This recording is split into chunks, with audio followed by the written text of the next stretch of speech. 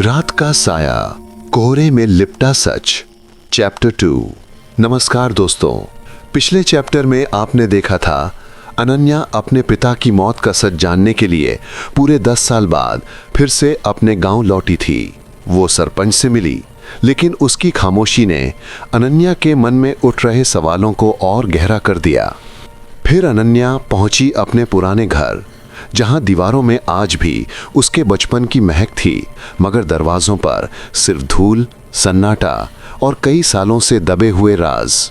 और वहीं उसे मिला एक पुराना धूल से भरा बक्सा, जिसके अंदर छिपी थी उसके पापा की डायरी। जैसे ही अनन्या ने डायरी खोली, हर पन्ना मानो एक नया जख्म था, एक ऐसा सच जिसकी हल्की सी झलक ने ही उसके दिल की धड़कनें तेज कर दीं। अब अनन्या डायरी हाथ में लिए बिल्कुल चुप बैठी है, जैसे हर लिखा हुआ शब्द उसे किसी गहरी डरावनी सच्चाई की ओर धकेल रहा हो। दोस्तों, अनन्या ने अपना दिल थाम रखा है, क्योंकि जो सच सामने आने वाला है वो उसकी जिंदगी हमेशा के लिए बदल सकता है। तो आइए देखते हैं आगे क्या होता है। शुरू करते हैं रात का साया, कोहरे में लिपटा सच, चैप्टर 2। अनन्या तेजी से भागती हुई पहुंची महेश चाचा के घर, लेकिन बहुत देर हो चुकी थी। दरवाजा खुला था और अंदर महेश चाचा मृत अवस्था में एक पुरानी लकड़ी के कुर्सी पर बैठे थे, ऐसे जैसे किसी गहरी सोच में हों। लेकिन अब उनकी आंखें बंद थीं और पूरे कमरे में सिर्फ सन्नाटा था। उनका चेहरा कुछ कहना चाहता था, लेकिन अब बस एक खामोशी थी। उनके हाथ में एक कागज का टुकड़ा था, जिस पर कांपते अक्षरों में सिर्फ एक बात लिखी थी, मंदिर में मत जाना, वहां सिर्फ मौत है। लेकिन अब अनन्या को रुकना नहीं था। डर, सन्नाटे और छायाओं से परे उसने ठान लिया था, सच को सामने लाना ही होगा, चाहे इसके लिए उसे मौत के साए से ही क्यों ना टकराना पड़े। महेश चाचा के घर से निकलकर अनन्या अकेली अंधेरे और डर के साए में मंदिर की ओर बढ़ने लगी। जैसे जैसे वो कदम बढ़ा रही थी, हवा और सन्नाटा दोनों भारी होते जा रहे थे। तभी रास्ते में सामने आया राहुल, बचपन का दोस्त, पर आज उसकी आंखों में वो मासूमियत नहीं थी, बल्कि खौफ था। राहुल ने हिम्मत जुटाकर कहा, अनन्या पागल मत बन, वो मंदिर बस मंदिर नहीं है। वहां जो जाता है लौटकर नहीं आता, वहां सिर्फ अंधेरा है, मौत है। लेकिन अनन्या की आंखों में अब आंसू नहीं थे, थी सिर्फ जिद और एक जलती हुई तलाश। वो रुकी, राहुल की आंखों में देखा और धीरे से कहा, सच डर से बड़ा होता है, अगर पीछे हट गई तो मैं कभी चैन से जी नहीं पाऊंगी। अनन्या अब अकेली थी। डर, सन्नाटा और यादें सब साथ चल रहे थे, पर वो नहीं रुकी। उसने गांव की सीमा पार की और धीरे धीरे बढ़ने लगी उस जगह की ओर जहां कोई भी जाने की हिम्मत नहीं करता। घना जंगल, सूखी पत्तियों की सरसराहट, हर पेड़ मानो कुछ कहना चाहता था। और फिर कुछ देर बाद वो उस जगह पहुंची जहां खड़ा था एक पुराना टूटा फूटा, मौन और रहस्यों में डूबा मंदिर। मंदिर के चारों ओर फैला था घना जंगल, मानो प्रकृति ने खुद इसे दुनिया से छुपा लिया हो।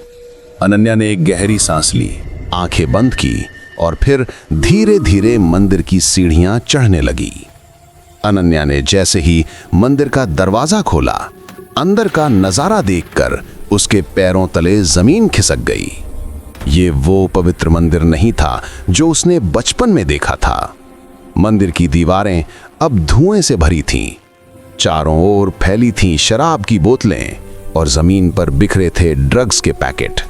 ये कोई आस्था की जगह नहीं थी, ये एक छुपा हुआ अड्डा था, अपराध का, अंधकार का और धोखे का।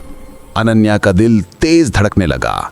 उसने पीछे मुड़कर देखा और तभी कदमों की आहट सुनाई दी। अंधेरे से बाहर निकला एक चेहरा, वो था सरपंच। उसके चेहरे पर अब कोई मासूमियत नहीं थी, बस एक ठंडी मुस्कान। और उसने कहा, तुम्हें यहां नहीं आना चाहिए था अनन्या।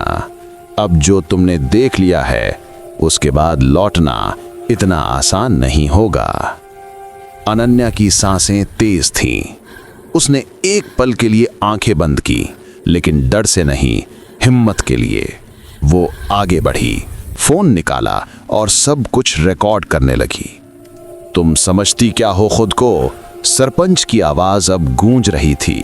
वो गुस्से में बौखलाया हुआ था। गांव की भलाई के लिए किया ये सब। अगर रमेश ने मुंह न खोला होता तो आज जिंदा होता।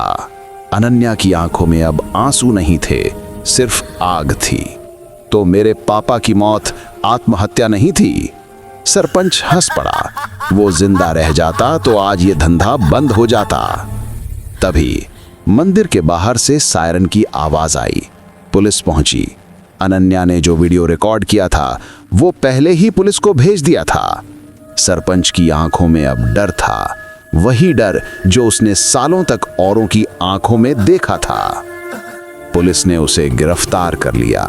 हथकड़ियां लगती हैं और वो सरपंच जो कभी गांव की इज्जत था, अब एक अपराधी बनकर मंदिर से बाहर निकाला जा रहा था। अनन्या चुपचाप खड़ी थी। दिल भारी था, लेकिन आंखों में सुकून। उसने आसमान की ओर देखा। आंखों में एक चमक थी और दिल में सुकून। धीरे से होंठ हिले और वो बोली, पापा, अब सच सबके सामने है। मंदिर का वो अंधेरा राज आखिरकार उजाले में आ गया। गांव ने पहली बार एक लंबी गहरी सांस ली, जिसमें डर नहीं, सिर्फ राहत थी। और फिर सालों के बाद एक नई सुबह हुई, जिसमें ना साया था ना साजिश, सिर्फ सच था।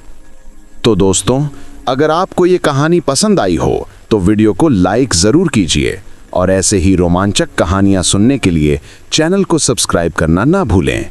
और हाँ, नीचे कमेंट में जरूर बताइए आपको ये कहानी कैसी लगी और आप किस तरह की कहानियां सुनना चाहते हैं।